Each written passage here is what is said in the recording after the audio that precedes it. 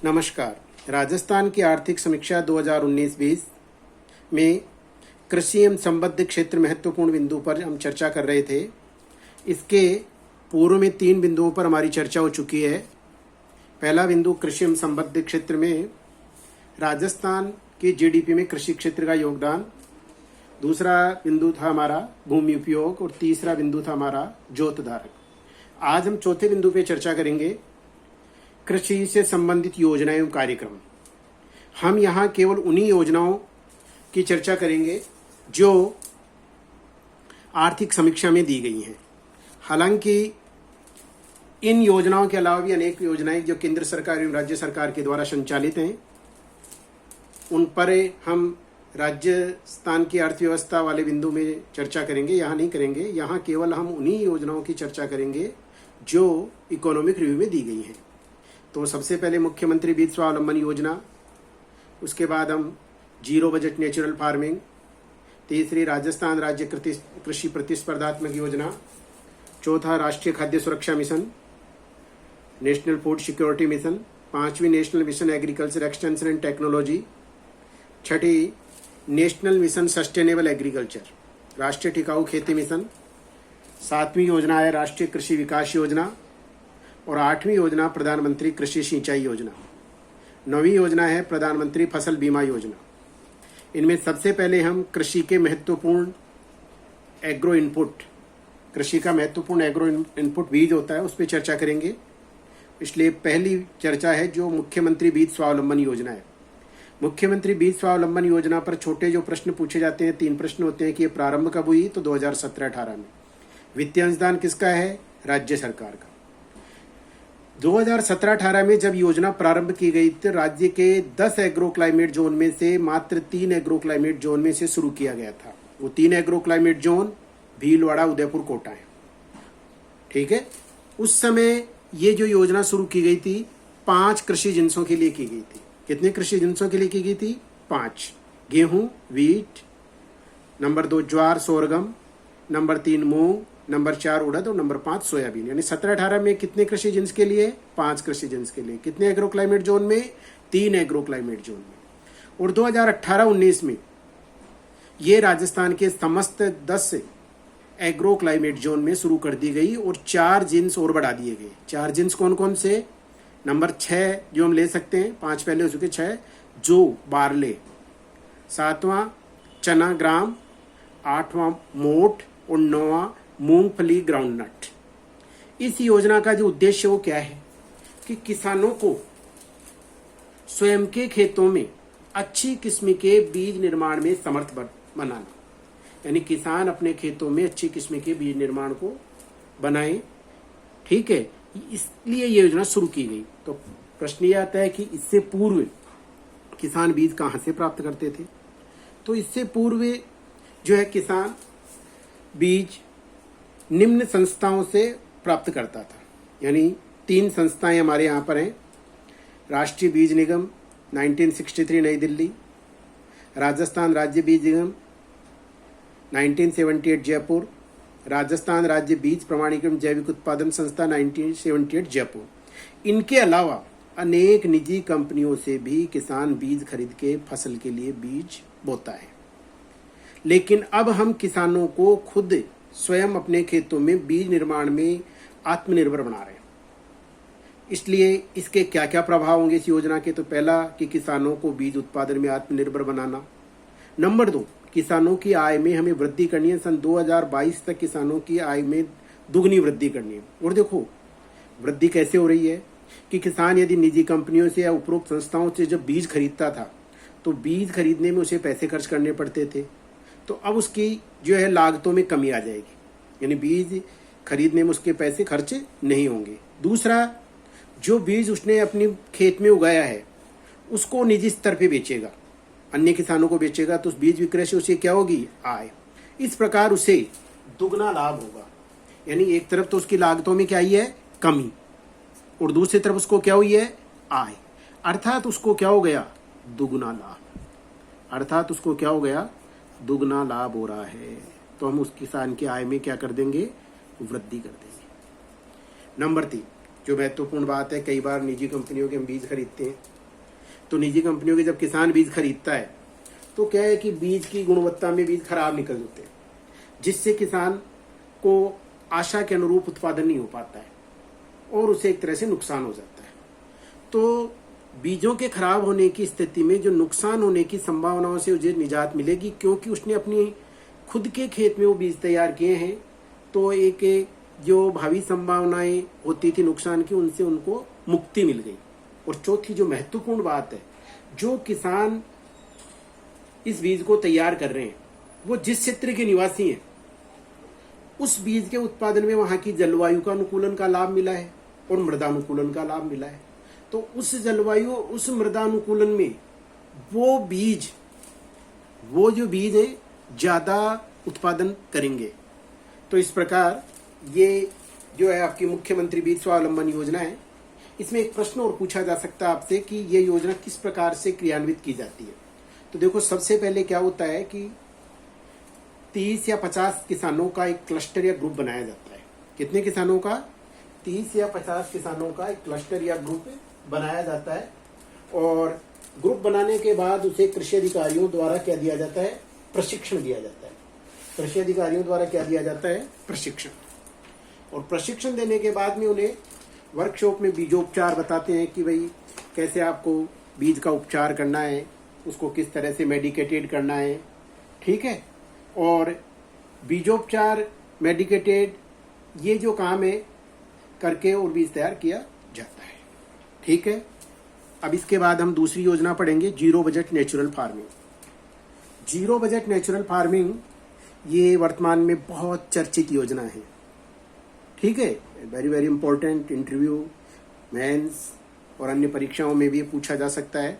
Zero budget natural farming योजना 2019-20 में शुरू की गई है राजस्थान में।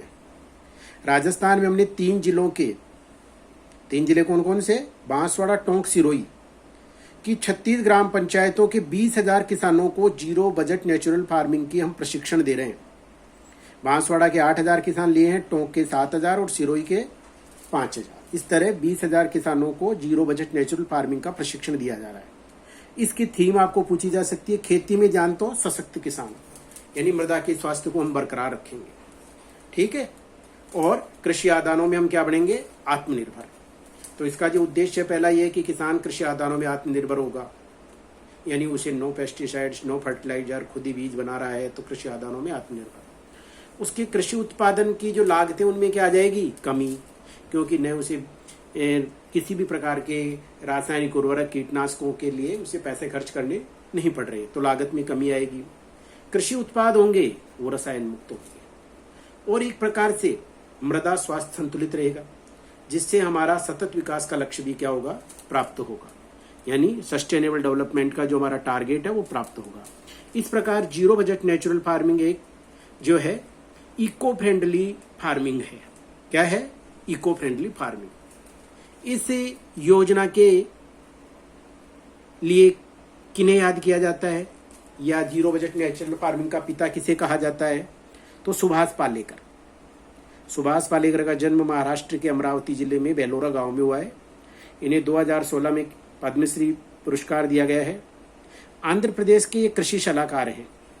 इन्होंने जो अपनी जीरो बजट नेचुरल फार्मिंग की एक नई पद्धति इजाद की है, उसमें 4 प्रक्रियाएं बताई हैं, यानी 4 पिलर कहे जाते हैं ये। पहला जो प्रक्रिया है वो है बीजामृत। बीजामृत में सीड ट्रीटमेंट किया जाता है। सीड ट्रीटमेंट में जो मुख्य तरीका है वो ये है कि सबसे पहले कि नीम, ठीक है, गोमूत्र आदि से बीज का ट्रीटमेंट करते हैं, यानी फसल बुआई से पूर्व बीज का ट्रीटमेंट किया जाता है, ठीक। प्राकृतिक जो भी हमारे पदार्थ हैं उनसे उसको में एक तरह से मेडिकेटेड किया जाता है, ठीक। नंबर 2, जीवामृत।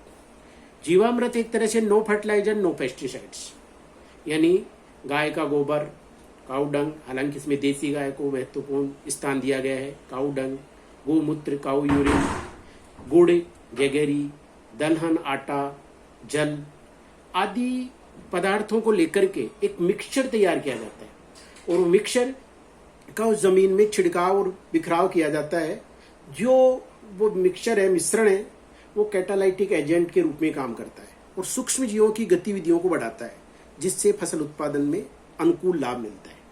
तो 2 चरण, पहला बीजामृत, दूसरा है जीवामृत, तीसरा है आच्छादन, मल्चिंग। मल्चिंग, आच्छादन का तात्पर्य ढकने से है। मल्चिंग यानी जो भी है सोइल, स्ट्रा और जो भी जीवित पौधे हैं उनके माध्यम से उससे मृदा का मल्चिंग किया जाता है।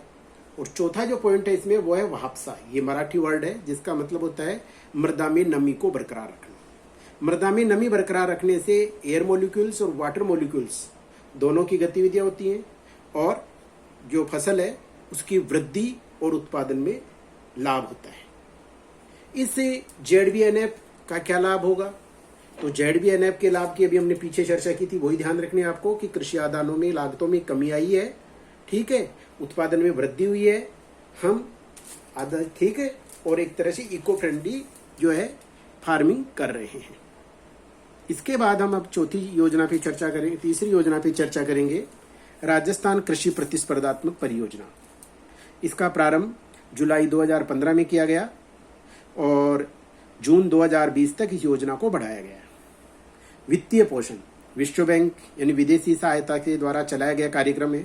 हालांकि इसमें राज्य सरकार और लाभार्थी को भी अपना अंशदान देना पड़ता है। राज्य के चुने हुए 8 एग्रो क्लाइमेट जोन के 17 जिलों में 17 क्लस्टर हैं, ठीक है। यहां किसानों को कृषि उत्पादकता और किसानों की आय में उत्तरोत्तर वृद्धि के लिए प्रशिक्षण दिया जाता है, अनेक प्रकार के अनुदान दिए जाते हैं, ठीक। इस योजना का संचालन निम्न विभागों द्वारा किया जा रहा है: कृषि विभाग, उद्यानिकी विभाग, पशुपालन विभाग और जल संसाधन विभाग। इन चारों विभागों के द्वारा यहाँ पर प्रशिक्षण, वित्तीय सहायता, अनुदान आदि कार्य किए जाते हैं। यहाँ थोड़ी सी हम चर्चा जरूर करेंगे कि ये राजस्थान जो कृषि प्रतिस्पर्धात्मक परियोजना है उसमें किस प्रकार से क्या कार्य किए जाते हैं। तो इसमें जो सबसे मेन बात है कि खेती के लिए जो है उन्नत तरीके, एडवांस टेक्नोलॉजी बताने का प्रशिक्षण दिया जाता है। उन्हें आवश्यक उपकरण, सामग्री खरीदने के लिए वित्तीय सहायता और अनुदान दिया जाता है। यानी 2 चीजें, एक तो एडवांस टेक्नोलॉजी के हम तरीके बताते हैं। एडवांस टेक्नोलॉजी के क्या बताते हैं? तरीके, ठीक है। एडवांस टेक्नोलॉजी के तरीके का प्रशिक्षण दिया जाता है। तो पहला कार्य इसमें क्या किया जाता है? प्रशिक्षण। और दूसरा काम जो इसमें किया जाता है वो है अनुदान।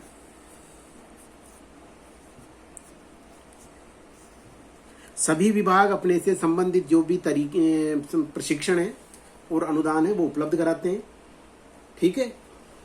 इस प्रकार ये जो योजना है हमारी कृषि उत्पादकता और किसानों की आय में उत्तरोत्तर वृद्धि में लाभदायक हो रही है। अब हम चौथी योजना, राष्ट्रीय खाद्य सुरक्षा mission, national food security mission पे चर्चा करेंगे। यह योजना 11वीं पंचवर्षीय योजना, जब 11वीं पंचवर्षीय योजना 2007 से 2012, तो 11वीं पंचवर्षीय योजना के यानी में प्रारंभ की गई थी। वित्तीय आवंटन पैटर्न 2015-16 से परिवर्तित कर दिया गया है। आपको ध्यान है कि वित्त आयोग की सिफारिश पर 2015-16 से केंद्र और राज्य की बीच में जो आज आवंटन पैटर्न है सामान्य राज्यों में 60-40 का है। हालांकि विशेष राज्य जो पहाड़ी राज्य, ठीक है, नॉर्थ ईस्ट के 8 राज्य, हिमाचल प्रदेश, उत्तराखंड, जम्मू कश्मीर और केंद्र शासित प्रदेश लद्दाख में यह है 90-10 है। बाकी इन पहाड़ी राज्यों के अलावा भारत के शेष राज्यों में जो CS है, सेंट्रल और स्टेट का जो पैटर्न है, केंद्र और राज्य का अंश है जो 60-40 है। हमें राजस्थान में इसके जिले याद रखने हैं कि गेहूं के लिए मिशन कितने जिलों में चलाया जा रहा है? 14 जिलों। दलहन के लिए कितने जिलों में? 16 जिलों, ठीक है। 12वीं पंचवर्षीय योजना के प्रथम वर्ष में यानी 12-13 में इसे मक्का के लिए 5 जिलों में शुरू किया गया और जौ के लिए 7 जिलों में। 2018-19 में राष्ट्रीय खाद्य सुरक्षा मिशन न्यूट्री सीरियल, पौष्टिक अनाजों के लिए भी प्रारंभ किया गया। ज्वार के लिए 10 जिलों में और बाजरा के लिए 21 जिलों में से शुरू किया गया। ज्वार के लिए कितने जिलों में? 10 जिलों में, और बाजरा के लिए कितने जिलों में? 21 जिलों में शुरू किया गया।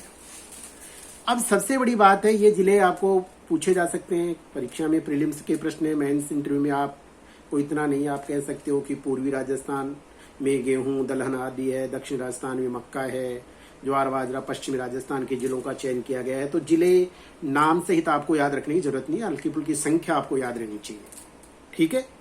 इसके बाद में ये पूछा जा सकता है कि राष्ट्रीय खाद्य सुरक्षा मिशन में क्या किया जाता है।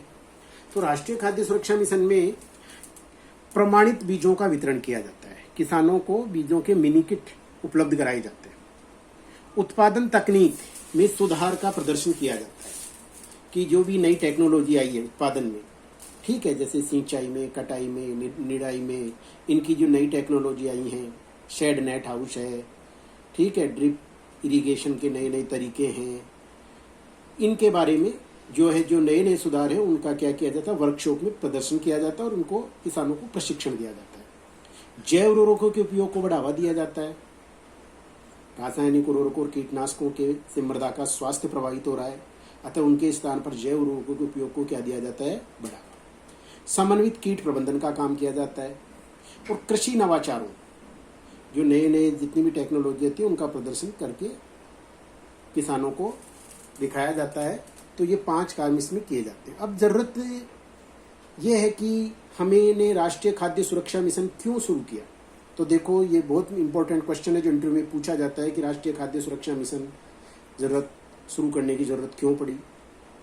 तो यहाँ हम बात करेंगे कि भारत सरकार के द्वारा और राज्य सरकार के द्वारा विभिन्न योजनाओं के अंतर्गत, ठीक है, निःशुल्क और न्यूनतम मूल्य पर अनाज उपलब्ध कराया जाता है। वो योजनाएं जो हैं, लक्षित सार्वजनिक वितरण प्रणाली जो 1997 1997 से शुरू की गई, अंत्योदय अन्न योजना जो सन 2000 से शुरू की गई, मुख्यमंत्री अन्न सुरक्षा योजना जो 10 मई 2010 से शुरू की गई, अन्नपूर्णा योजना जो 2001 में शुरू हुई, मिड डे मील स्कीम जो 1995 से चल रही है, 1995 से, सहरिया खैरवा काथोड़ी जनजाति खाद्य सुरक्षा कार्यक्रम जो 2004-05 से चलाया जा रहा है, ICDS समेकित बाल विकास कार्यक्रम जो 1975 से शुरू किया जा रहा है। इन योजनाओं में 7 योजनाएं हो गई आपकी ये, ठीक है। एक बार वापस अपन देख लेते हैं कौन कौन सी योजनाएं हो गई आपकी, ठीक है। Targeted public distribution system AAY, Antyodaya अन्न योजना, मुख्यमंत्री अन्न सुरक्षा योजना, अन्नपूर्णा योजना, mid day meal scheme, Sahariya Khairwa Kathodi जनजाति खाद्य सुरक्षा कार्यक्रम और ICDS। इन योजनाओं में न्यूनतम कीमतों पर या निःशुल्क खाद्य उपलब्ध कराया जाता है। तो ये खाद्य उपलब्ध कराने के लिए हमें खाद्य चाहिए, फूड चाहिए, और फूड के लिए हमें क्या होना चाहिए कि हम आत्मनिर्भर होने चाहिए। ऐसा नहीं है कि हमारी जनता को खाद्य उपलब्ध कराने के लिए हम विदेशों पर निर्भर रहें। तो खाद्य सुरक्षा मिशन में हम इन योजनाओं के अंतर्गत हमारे पास पर्याप्त मात्रा में खाद्य रहे।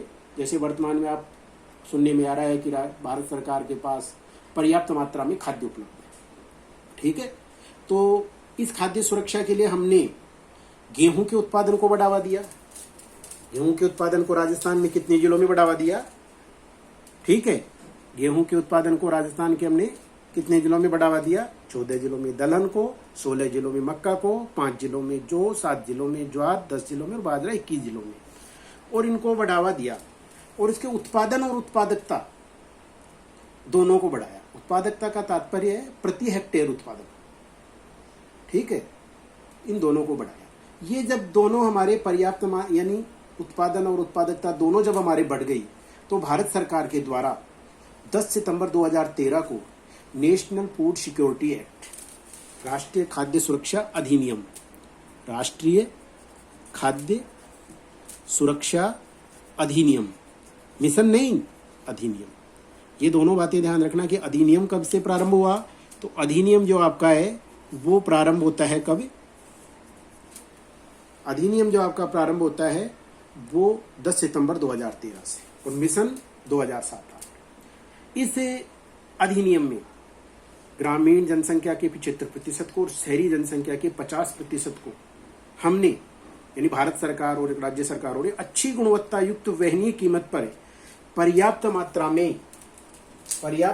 में खाद्यान्न उपलब्ध कराने का क्या किया है, वादा किया है कि पर्याप्त मात्रा में क्या उपलब्ध कराया जाएगा, इनको खाद्यान्न उपलब्ध कराया जाएगा। ठीक है, तो इस प्रकार ये राष्ट्रीय खाद्य सुरक्षा मिशन योजना है जो प्रारंभ की गई। अब छोटी छोटी बातें कई बार ये भी पूछ ली जाती हैं कि अन्नपूर्णा योजना क्या है, अन्नपूर्णा भंडार क्या है। ठीक है, क्योंकि अभी अपन ने चर्चा की, ठीक, कि इन योजनाओं के लिए हमें पर्याप्त मात्रा में क्या चाहिए, इन योजनाओं के लिए हमें पर्याप्त मात्रा में अनाज चाहिए, खाद्य चाहिए। तो अन्नपूर्णा योजना हमारे यहाँ जो है सन 2001 में शुरू की गई। किनके लिए? निराश्रित वृद्ध। किनके लिए? निराश्रित वृद्ध के लिए। इसमें क्या किया जाता है, 10 किलो अनाज प्रति माह, ठीक है, प्रति निराश्रित वृद्ध निःशुल्क उपलब्ध कराया जाता है। क्या उपलब्ध कराया जाता है? निःशुल्क। अन्नपूर्णा भंडार, अन्नपूर्णा भंडार योजना है जो 31 अक्टूबर, अन्नपूर्णा भंडार जो आपकी योजना है 31 अक्टूबर 2015 को शुरू की गई। जयपुर जिले का एक गांव है भंबोरी, वहां से इस योजना को शुरू किया गया था। ठीक है, और इस योजना में वर्तमान में 6,720 अन्नपूर्णा भंडार हैं, जिनके द्वारा 45 तरह के 350 उत्पाद, कितनी तरह के? 45 तरह के 350 उत्पाद, 45 तरह के 350 उत्पाद फ्यूचर ग्रुप इसमें सहयोग कर रहा है, यानी उचित कीमत पर उपलब्ध कराए जाते हैं। ठीक है, अब हमारी योजना है अन्नपूर्णा रसोई योजना। अन्नपूर्णा रसोई योजना की जो शुरुआत है वो 15 दिसंबर 2016 को हुई थी। कब हुई थी? 15 दिसंबर 2016 को। तो एक तरह से ये न्यूनतम कीमत की योजना है, इसमें उचित कीमत है, ये निःशुल्क है, ये उचित कीमत है, ये न्यूनतम कीमत है। ठीक, 15 दिसंबर 2016 को ये न्यूनतम शुल्क पर, न्यूनतम कीमत पर, यानी 5 रुपये में नाश्ता, 8 रुपये में आपको मध्याह्न का भोजन ये उपलब्ध कराया जाता है, एक तरह से लंच कह दो आप। ठीक है, तीसरी योजना जो है वो हमारे इससे रिलेटेड नहीं है, केवल अन्नपूर्णा नाम की वजह से यहाँ मैंने लिखी है, नहीं उसमें खाद्य नहीं है, दूध वितरण किया जाता है। और ये 2 जुलाई 2018 को दहमी कला, कौन सा गांव है? जयपुर का ये गांव है दहमी कला, इस गांव से शुरू की गई थी। और इसमें जो है 150 ग्राम दूध तो कक्षा 5 तक के बच्चों को, और 200 ml, ठीक है, कक्षा 6 से 8 तक के बच्चों को उपलब्ध कराया जाता है। अब है लक्षित सार्वजनिक वितरण प्रणाली, ये 1997 में शुरू की गई थी, 1997 में। ठीक है, और अंत्योदय अन्न योजना सन 2000 में, ये 1997 में शुरू की गई थी बीपीएल परिवारों के लिए। अंत्योदय अन्न योजना में 2000 में, और शहरिया का थोड़ी विशेष सहायता 2004-05 में, और मुख्यमंत्री अन्न सुरक्षा योजना 10 मई 2010।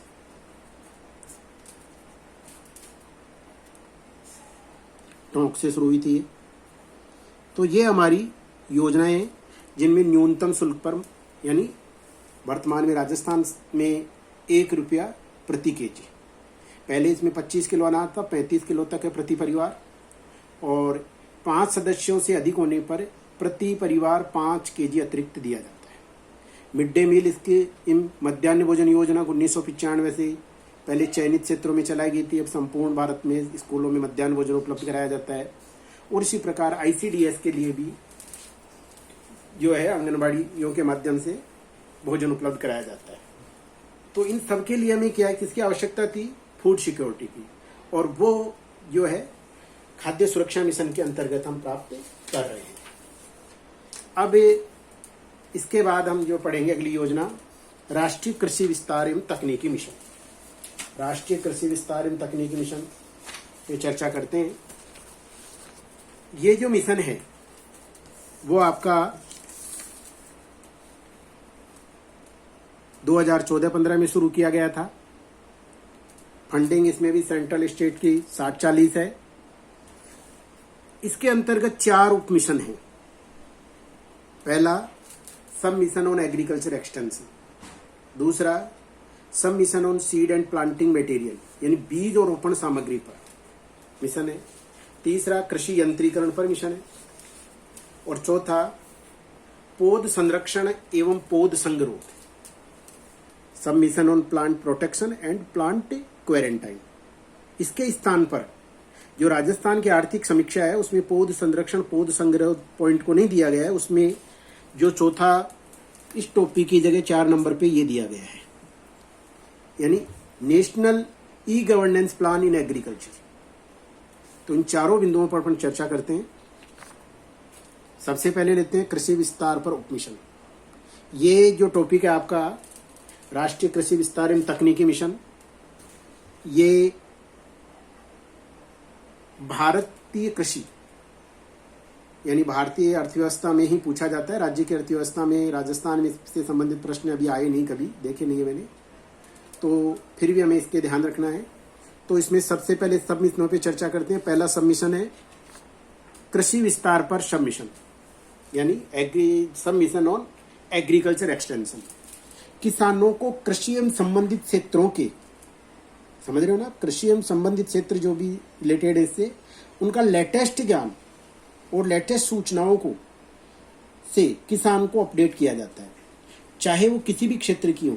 बीजों में नए बीज कौन से आए हैं, मृदा का स्वास्थ्य कैसे रखना है, उर्वरकों में जैव उर्वरकों का उपयोग करना है, रासायनिक उर्वरकों से नुकसान हो रहा है, भंडारण में किस प्रकार की जो कोल्ड चेन डेवलप की जानी चाहिए, मार्केटिंग के लिए क्या सुविधाएं, नई टेक्नोलॉजी आनी चाहिए, आदि से संबंधित नई जानकारियों से किसानों को अपडेट किया जाता है।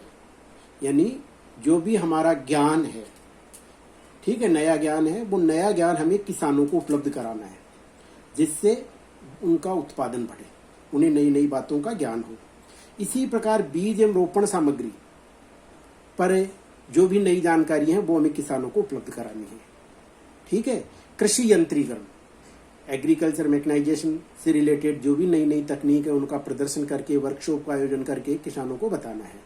ये चौथी जो सब मिशन है, पौध संरक्षण व पौध संग्रोध, यानी plant protection and plant quarantine.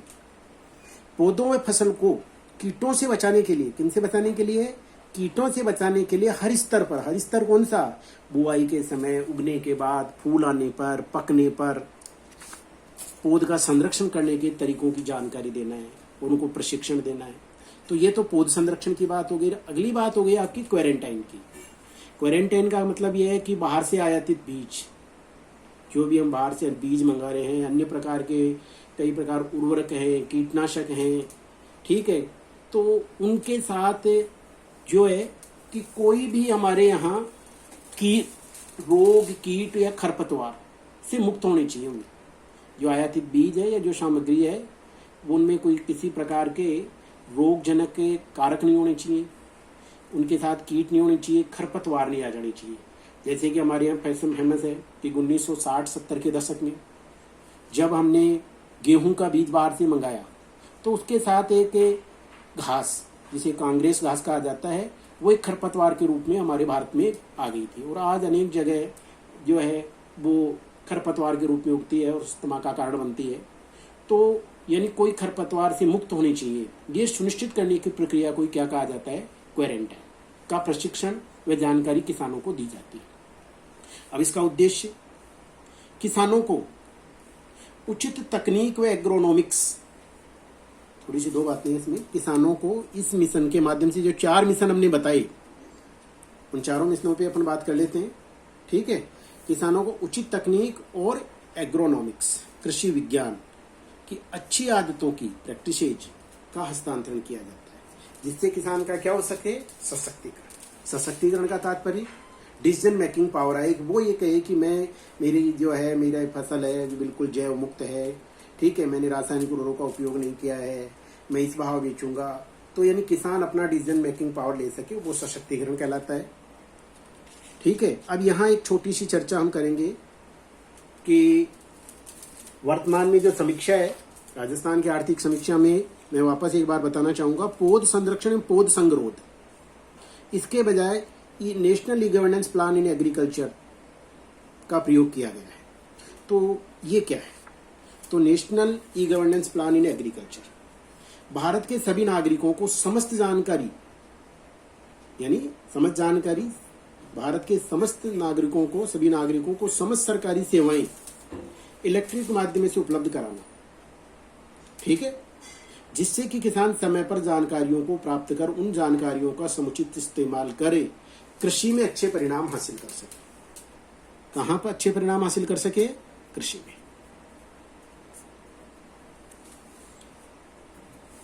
कृषि से संबंधित जानकारियों को सूचना प्रौद्योगिकी, ठीक है, इंफॉर्मेशन टेक्नोलॉजी एंड कम्युनिकेशन के बहुत सारे माध्यमों के द्वारा, इंटरनेट, केसीसी किसान कॉल सेंटर जो 1551 आपका इसका नंबर है, टोल फ्री नंबर है, एग्रो क्लिनिक, कृषि विज्ञान केंद्र, कृषि चैनल आदि के माध्यम से ये जो जानकारियां हैं वो किसानों तक पहुंचाई जा रही है। ठीक है, वर्तमान में ई नेम, ई नेशनल एग्रीकल्चर मार्केटिंग, ई रकम RA राष्ट्रीय, के किसान, ए एग्री मंडी, इस दिशा में, ठीक है, national e governance plan in agriculture के नवाचार है। ठीक है, धन्यवाद। शेष योजनाओं के बारे में हम अगले टॉपिक में चर्चा करेंगे, अगले पार्ट में चर्चा करेंगे। ठीक है, इसे लाइक कीजिए, शेयर कीजिए और सब्सक्राइब कीजिए। धन्यवाद।